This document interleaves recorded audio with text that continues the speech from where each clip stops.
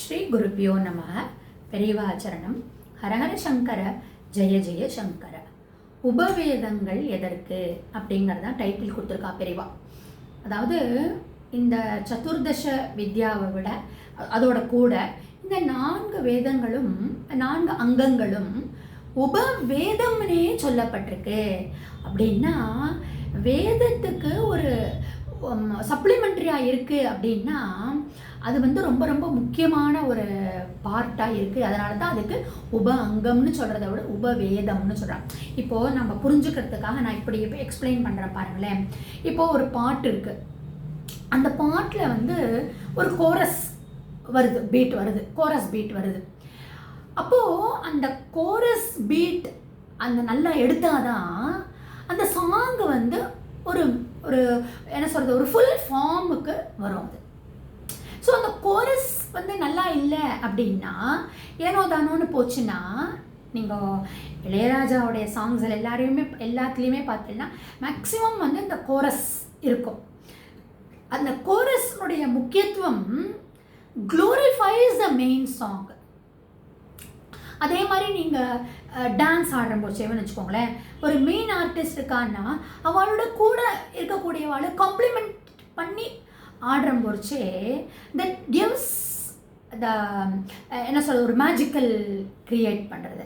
அது மாதிரி இந்த 4 உப அங்கங்கள்னா கூட இது உபவேதங்கள்னு சொல்லிட்டேன்னு நம்மளுடைய டே டு டே லைஃபுக்கு, அதான் பெரியவா சொல்லிட்டா, நம்மளுடைய ரிலீஜியஸாகவும் ஃபிலசாபிக்கலாகவும் சமூக தனி வாழ்க்கைக்கும் லோகத்துக்கும் ஒரு முக்கியமான ஒரு அங்கமாக இந்த 4 உபவேதங்களும் இருக்குது.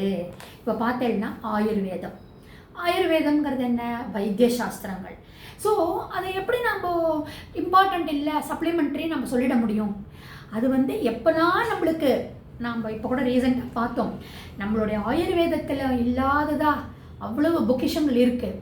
அதை தான் அவன் இங்கிலீஷ் மெடிசனாக பார்த்து எதையோ மெடிசனாக டேப்லெட்டாக கொடுத்துட்டுருக்கான். அந்த டேப்லெட்டோடைய அந்த பைஃபர்கேஷன்ஸை நீங்கள் பார்த்தேன்னா நிறைய நம்மளுடைய மூலிகை பொருட்கள் தான் இருக்கும். அப்போது இந்த ஆயுர்வேதம் part and parcel of our life.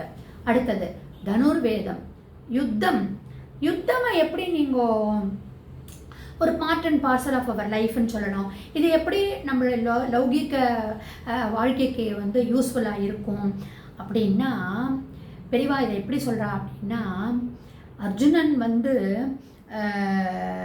வார் பண்ண மாட்டேன், என்னால் என்னோடய ரிலேஷன்ஸ் இருக்கா, அவா இருக்கா, இவா இருக்கா, என்னால் பண்ண முடியாது அப்படின்னு அவன் தூக்கி போட்டுட்டு போயிடுறான். அப்போ வந்து கிருஷ்ணர் வந்து கீதோபதேசம் பண்ணி காண்டீபத்தை கையில் கொடுக்குறார். எதற்காக கொடுத்தார் அவர்? பகவான் அவருக்கு தெரியாதா? அந்த இடத்துல தர்மத்தை காப்பாற்றணும். அப்போது தர்மத்தை காப்பாற்றணுங்கிறது போச்சே அந்த மாதிரி ஒரு யுத்தம் தேவையாக இருக்குது. அதனால தான் தனுர்வேதம் முக்கியமாக இருக்குது. காந்தர்வ வேதம் அப்படிங்கிறது என்ன? மியூசிக், டான்ஸு, ட்ராமா, இதெல்லாம் மக்களுக்கு வந்து ஒரு என்டர்டைன்மெண்ட் கொடுக்கக்கூடியது, ஒரு ஆத்மாவுக்கு வந்து ஒரு ஹாப்பினஸை கொடுக்கக்கூடியது. அர்த்தசாஸ்திரம், பாலிட்டிக்ஸ், எக்கனாமிக்ஸ். ஸோ இது இல்லாமல் நம்மளோட லௌகிக வாழ்க்கை இல்லை.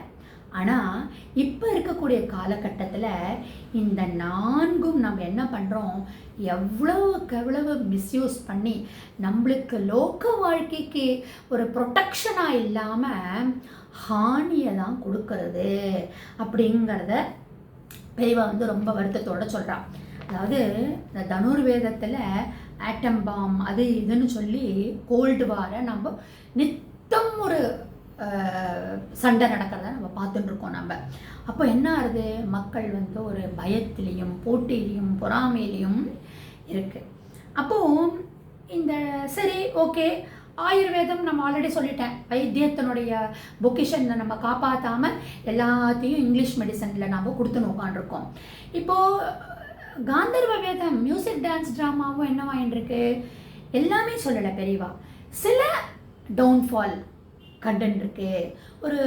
ஒரு சீப்பான ஒரு என்டர்டைன்மெண்ட் கொடுக்குறேன் பேர் வழின்னு ஒரு மக்களுடைய மனோநிலைமையை ஒரு அண்டர் ரேட் பண்ணுற மாதிரி போயின்னு இருக்கு அப்படின்றார். அண்ட் பெரியவா வந்து அர்த்தசாஸ்திரத்தை பற்றி சொல்கிற போச்சே அம்மா அப்படின்னு பெரிய கும்பிடு போட்டுண்டு இந்த பாலிட்டிக்ஸை பற்றி சொல்கிறதுக்கு எனக்கு அதிகாரமும் இல்லை, அதை பற்றி கமெண்ட் பண்ணுறதுக்கு நான் இப்போது ஆசையும் படலைங்கிற மாதிரி சொல்லிட்டு இருக்கான். இன்னும் நான் திருப்பி சொல்லிட்டு இருக்கேன், தெய்வத்தின் குரல் எத்தனையோ வருஷத்துக்கு முன்னாடி எழுதினதை பெரியவா சொன்னதை சொல்ல கணபதி அண்ணா ஒரு கம்பைல்டு பண்ணியிருக்கார்.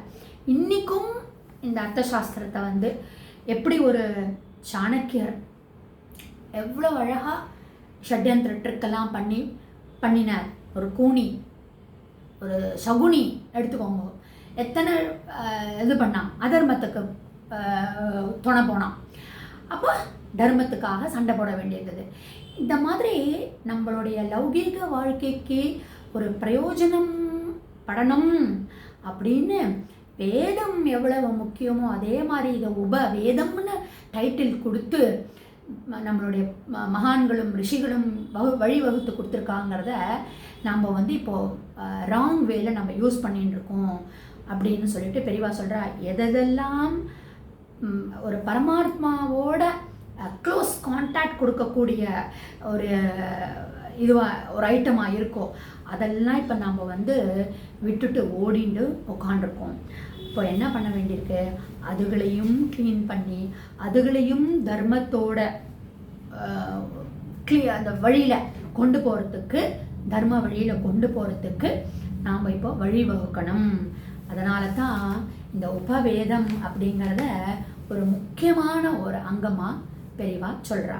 இன்னும் நிறையா பேசுகிறா. இன்னும் கொஞ்சம் டீட்டெயில்ஸை நம்ம நாளை தொடர்ந்து பார்க்கலாம்.